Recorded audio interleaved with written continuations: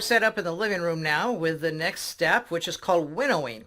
And the winnowing separates the husk and the nibs. To do that, we have a shop vac, and it's just a shop vac that was bought at Home Depot that is mounted on a 5-gallon bucket. And so it's called the bucket head shop vac, but any kind of a shop vac will work. It doesn't take a very strong vacuum or suction on this. You don't want to, personally, I don't want to use my home vacuum because I don't want to have the contamination of any home vacuum dust or anything going into my chocolate. And so then the other thing we have here is the winnower that is invented by the person who's taught me a lot about making chocolate. And his name is John. And so the vacuum is hooked up here, and it'll create a vacuum. Then over here, we have a valve that allows us to adjust the amount of vacuum that we are actually getting. And we're going to start out with it really open quite a bit. And then we're going to make some adjustments, and we'll close it on down from there. Here we have a valve that allows us to also to control the flow, because the idea here is that the nibs are going to be put into here, and that's going to be the nibs and the husk together. Our bowl of nibs that you see down here, we're going to put them in there by hand or with a little scoop and just slowly pour them in. And the nibs are going to go down here, and then they come down here, and then the husk are either sucked up into the bucket, and then the nibs are going to be pushed down into the bowl here. Now, if we have all of our adjustments perfect, which we will not start out with perfect adjustments, then you would end up with a perfect separation of the nibs and the husk, where the husk would end up in the bucket and the nibs would end up in the bowl. Since we have not done this in a long time, we're actually going to start out where we know we're going to get a lot of husk in our bowl. And so we're just going to run those through, a second, third, or even fourth time until we get this all adjusted. Once you get it adjusted, like I now have probably, I got 4 pounds of beans that we roasted the other day, and I probably have some more upstairs as well. So, we could take and probably end up winnowing, just like 10 or 20 pounds of beans if we wanted to do that, once we get it all finely tuned, adjusted, and then it goes very fast. Let's go ahead and start up the noisy machine.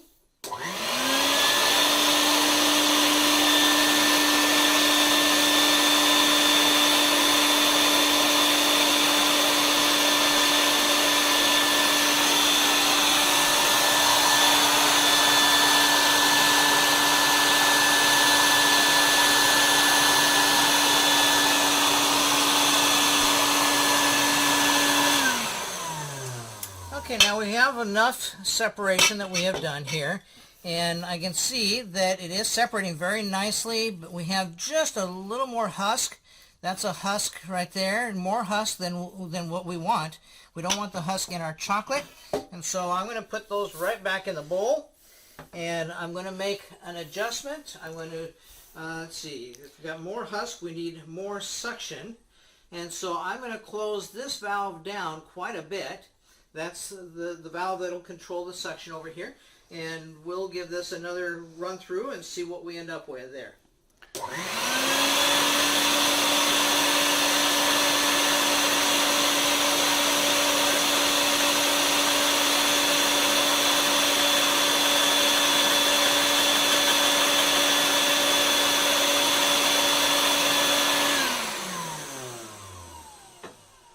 Okay, and so now that's a lot better, but there's still a little too much husk in there. And so I'm going to put those right on back in there. And so that tells me I maybe want a little more vacuum then. So I'm going to close down my vacuum valve to get a more vacuum going. I've already closed this down a lot, and we'll see what happens now.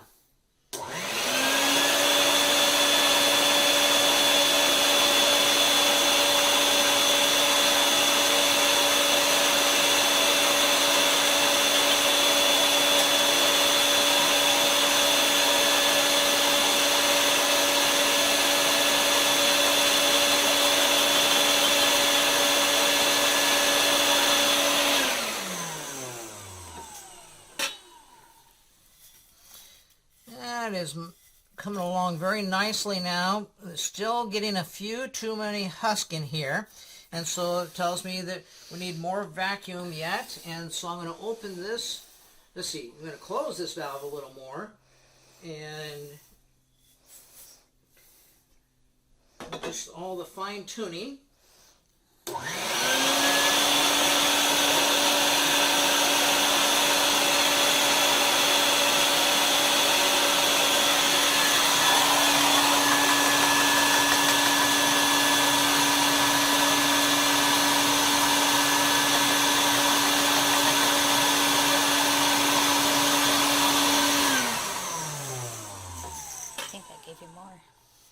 And yes, we still have too much husk.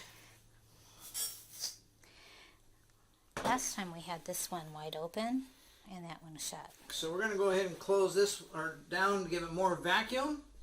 And we're going to open this one up more and we'll see how that goes.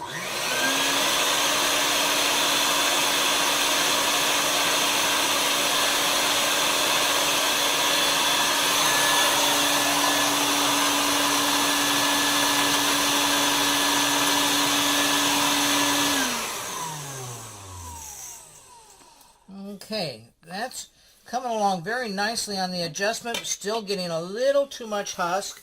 And so with that, I'm going to close this valve a bit more, and that'll create, yep, more vacuum. So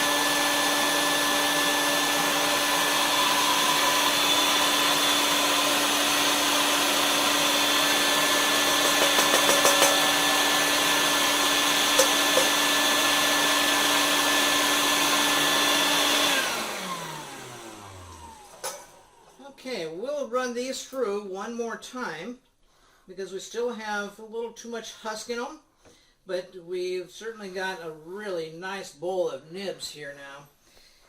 And then while I'm at this, while I'm doing this, I want to give a shout out to my friends. In the chocolate industry, there's only a couple in the United States. There's only a couple hundred artisan chocolate makers. We have a shop where they make the chocolate like I'm doing here as a hobby, and they make it from bean to bar. And I want to give a shout out to Tim and to Janet and to Kevin at Creo Chocolate. That's CREO in Portland, Oregon. Look them up online and go ahead and order some chocolate from them. If you want some really, really fine chocolate, you'll pay a premium price for it, but you know, it's worth it. And they one of the things I just love about what they do, which many other people in the chocolate industry, the artisan chocolate industry do as well, but they just do it really well. They were farmers for many years, and they got tired of all the regulations and government mess up that you have to follow, and they decided to go ahead and sell the farm. And one of the things that they had done is they had gotten into the cabinet making business. Now, Kevin is the son of Tim and Janet, but they got into the cabinet making business just to supplement their farming income, and they made beautiful cabinetry and custom homes. And so what they did is they decided to go ahead and get out of the cabinet business, to get out of the farming business. They went around the United States and South America on a 2-year travels of learning all they could about chocolate. Going to farmers, going to chocolate factories, learning everything and anything they could. And then they came home to Portland, Oregon, and they created one of the most fabulous chocolate factories. You can go into their shop. It's a cafe. And one of the things that brought them to my mind, I've been talking about the smell of brownies. Janet has formulated the best brownies in the world.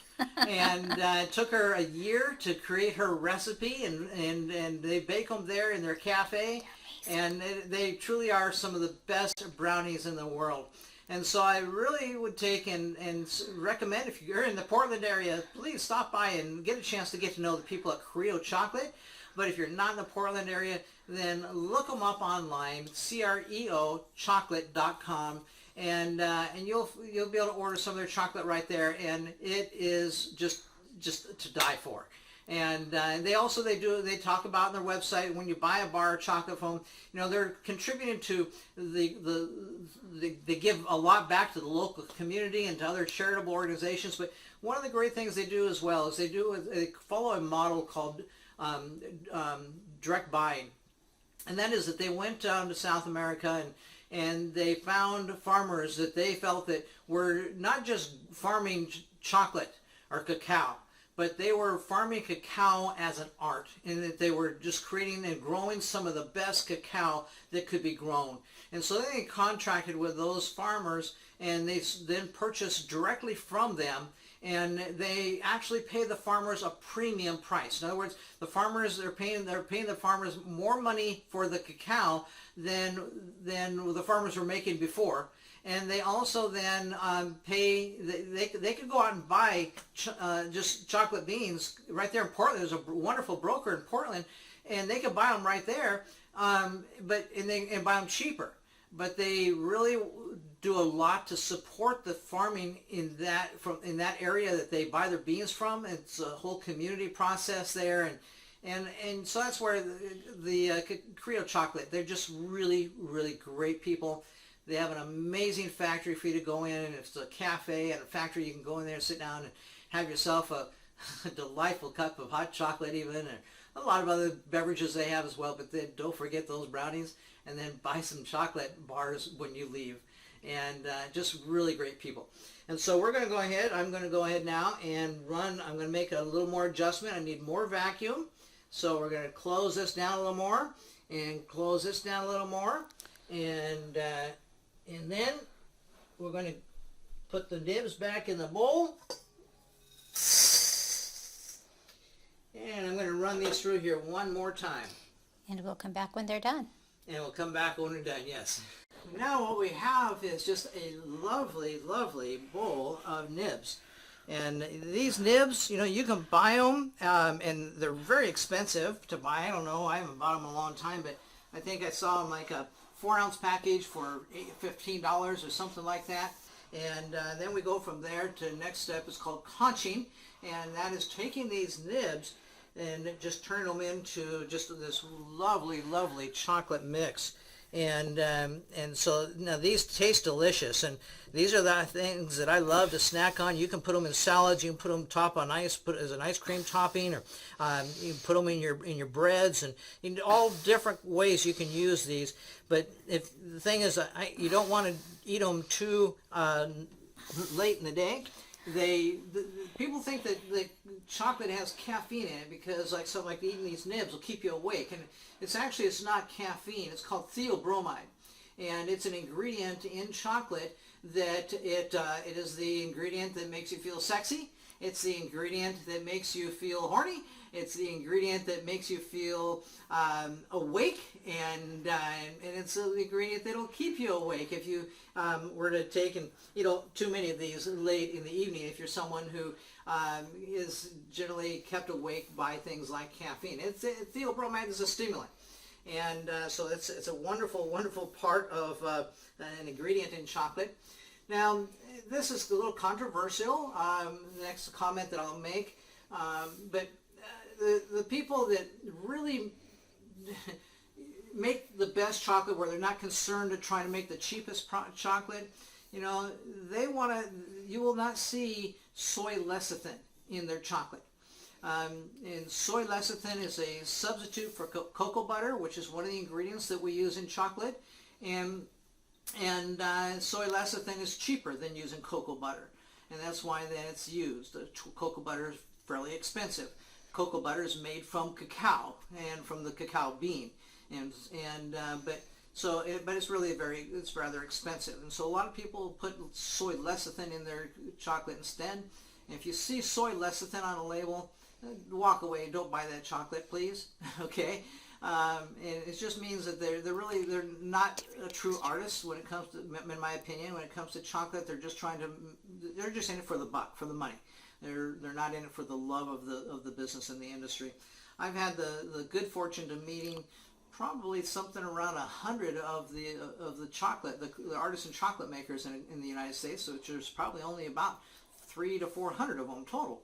And so I've met a third to a fourth to a third of them. And I learned a lot myself, and learning from them. I've gone to conferences, and I know more about chocolate than probably 99% of all Americans do. And so I'm not in any kind of an expert by any means, but it's just kind of a fun hobby for me. Can I just pop in there? Go ahead. Soy lecithin also changes the texture of the chocolate. Yes, that is which right. Because when you have the cocoa butter, then you got this creamy, and it's actually cocoa butter is made from the cocoa bean. It's pure extract from the cocoa bean, and so there's nothing else in there but pure fat from the cocoa bean, and that's what the cocoa butter is. And so that's really what just gives you that melt in your mouth feeling, and so yeah, soy lecithin changes the texture and stuff like that too. We want to show you what's in the bucket. This is actually the next step, is I always want to take a look at the husk that's in the bucket, because sometimes we'll run that husk through a second time because we find there's cocoa nibs in the husk, and we don't want to waste any cocoa nibs. And so this whole device here, I'm struggling with a little bit. There we go. You can see it's just all the device that is put together. It's PVC pipes that is created and put together and mounted on the lid of a 5-gallon bucket. And so here we are with our 5-gallon bucket, and I am very happy with that. That is just, I don't really see and feel nubs in that. I think it's just all nice husk.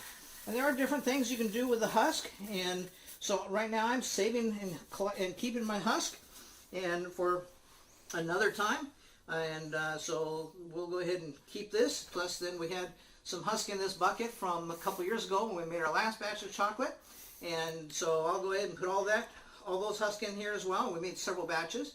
I have 4 pounds of cacao that I roasted the other day, but I'm only going to make a 2-pound, I'm going to take just 2 pounds of that and make chocolate with the first time. The reason why is, you know, when you're doing something new that you haven't done for very long and you haven't perfected it yet, you don't want to go and mess up a whole bunch. And yeah, these beans aren't particularly inexpensive. And so you don't want to take a chance of running through, like I could run a 10-pound batch.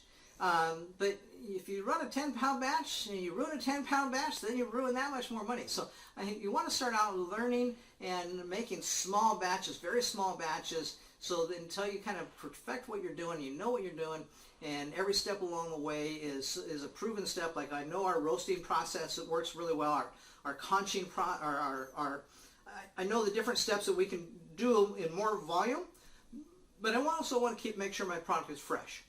And so I'm just doing it very small batches right now until really kind of get all of my craft perfected, and then I can maybe do a 10-pound batch and actually have chocolate that you guys could purchase from me. And so right now then we're just going to do this 2-pound batch and go from there. And thanks a lot for enjoying this video with me, and we'll come back to you when we're doing the conching.